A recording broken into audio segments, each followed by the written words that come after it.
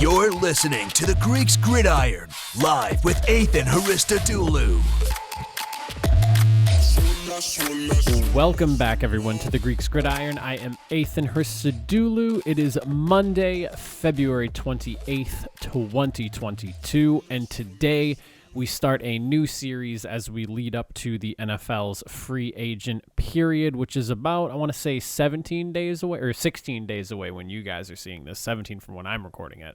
So, what are we doing? Basically, what I'm going to do is as we roll through these next couple of weeks, 2.5 weeks or so, I will be pushing out some videos talking about who I think would be best fits, or free agent fits rather, for each and every single NFL team in the league. We're doing all 32 teams. I'm starting with the highest cap availability and then working my way down.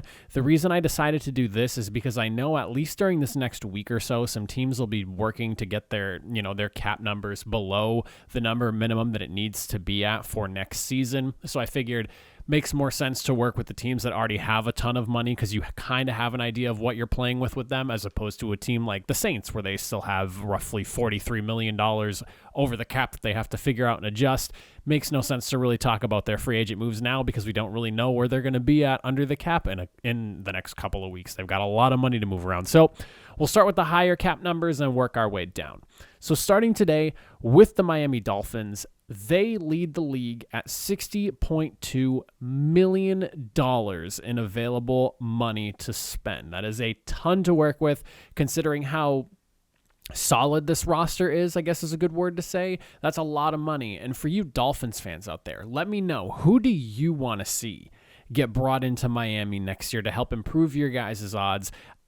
This is a team that realistically could have maybe been a playoff team if things just had worked out their way the first few weeks of the season, especially. Unfortunately, they wound up 9-8, and for whatever reason, they lost their head coach. The whole situation in Miami right now baffles me, but I will say this: solid nucleus of players to work with. You have a ton of money. Who would you like to see? Let me know, Dolphins fans. As for me, I have two guys specifically that I want to see go into Miami, or that I at least feel would be really good fits for what they have building over there in Miami. Both of them are on the offensive side of the football. I strayed away from the defense just because I feel like the defense is the stronger suit for them right now, and if they bring in a couple more pieces on the offensive side of the ball, this becomes a far more complete team. The first guy that I have on here, and he's already located in Florida, just in the wrong city right now, wide receiver Chris Godwin. If they were to bring him in, I'm expecting the deal to be somewhere around, it's probably going to be in the ballpark between like 10 to 14 million per year, because he's coming off of a significant injury per se. I would expect him to get a 1-year prove-it deal somewhere within that 10 to 14 million range. I think it really boils down to just like what's incentive-based and what isn't. But it would make sense to me to bring a guy like Godwin in to help improve and help build around Tua. It sounds like they're planning on building around Tua and just and helping him improve as a quarterback. So at least from what they're saying now, the idea is that they're building around Tua. Now, there was a lot of conversation around what was going on with the Deshaun Watson stuff and how close he was to being a Dolphin last year. Whether that rears its head again obviously remains to be seen. We'll have to see what happens there. But even if Deshaun Watson is their guy and they do go after him and get him, should all the legal troubles go away and, all that gets sorted out and the Texans are willing to listen to an offer, even if Deshaun Watson's the QB here, I think that both this fit and the other fit that I have makes sense because it only improves the offensive unit he'll have around him. So whether Tua's the guy or Deshaun's the guy, it really doesn't matter. I feel both of these guys fit well. Chris Godwin, because he helps complete the trio of wide receivers that they would have there. You have Devonta Parker, you have Jalen Waddle, and insert Chris Godwin. A very, very good trio of wide receivers, in my opinion. You have Devonta Parker, who would play the big man role, the 6'3", big-bodied wide receiver guy. You have Chris Godwin, who kind of sits in the middle at 6'1". He can literally do it all. Runs really good routes, has really good hands, can beat some guys. He gets separation, all that good stuff. He's the middle guy. And then you have Jalen Waddle, the young elite wide receiver who played really, really well last year, 5'10", very elusive, is able to get himself open and has that break away and blow up the top of the defense kind of speed that you could really, any team would really wish to have on their offense. I think it completes the wide receiver trio, and on top of that, it even opens things up on the inside for a tight end like Mike Gesicki, who has been emerging himself the last few years as one of the better tight ends in the league. It just makes things scarier on offense for the Miami Dolphins, and I think I really like the fit there. Couple that with the fact that Will Fuller is going to be a free agent. He was dealing with an injury this year.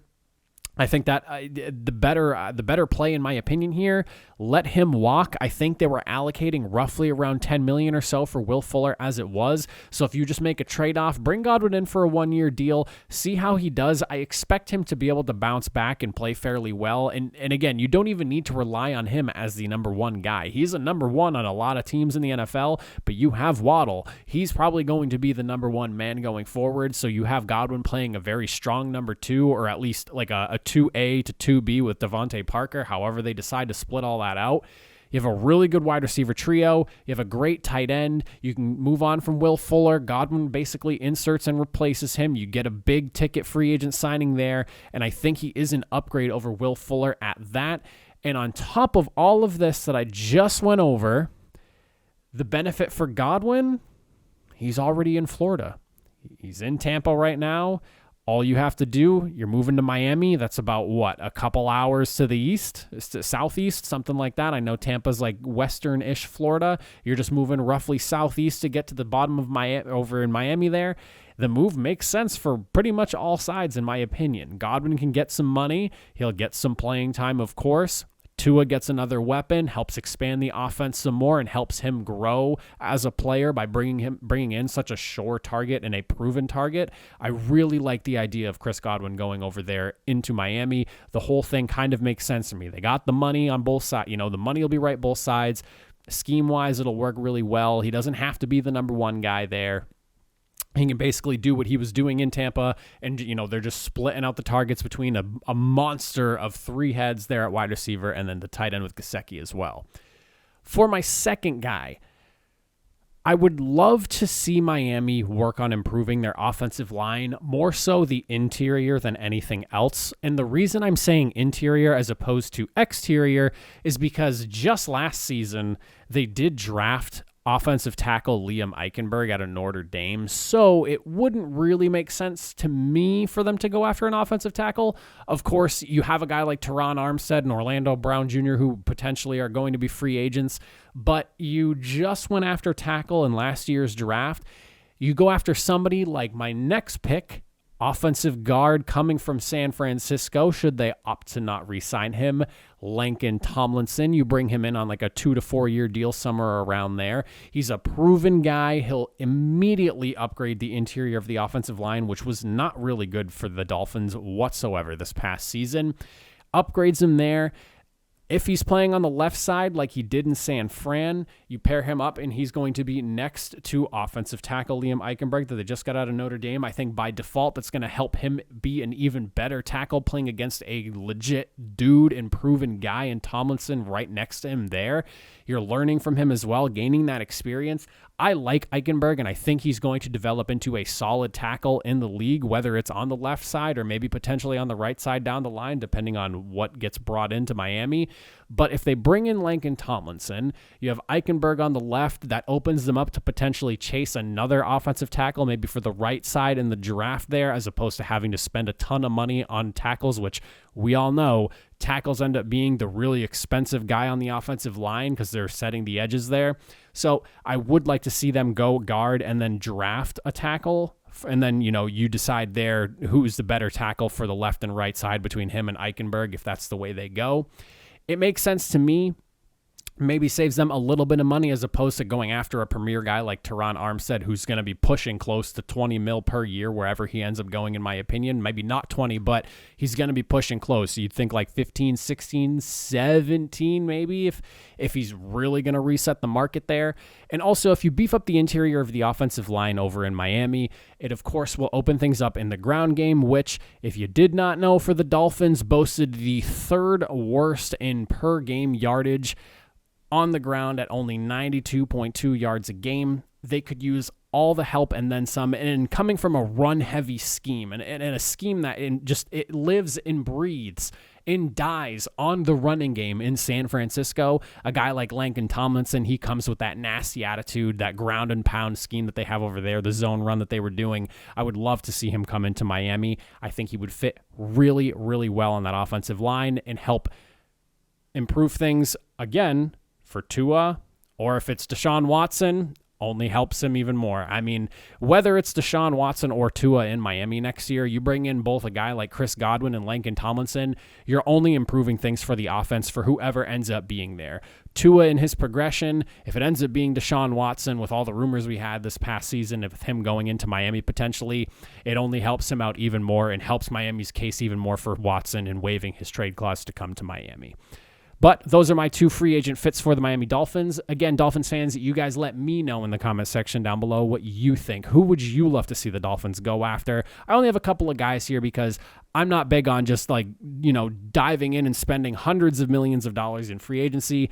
Does not work that often. Patriots last season, an outlier to that. The Dolphins have already done one of those things where they've dumped hundreds of millions of dollars in a single offseason as well.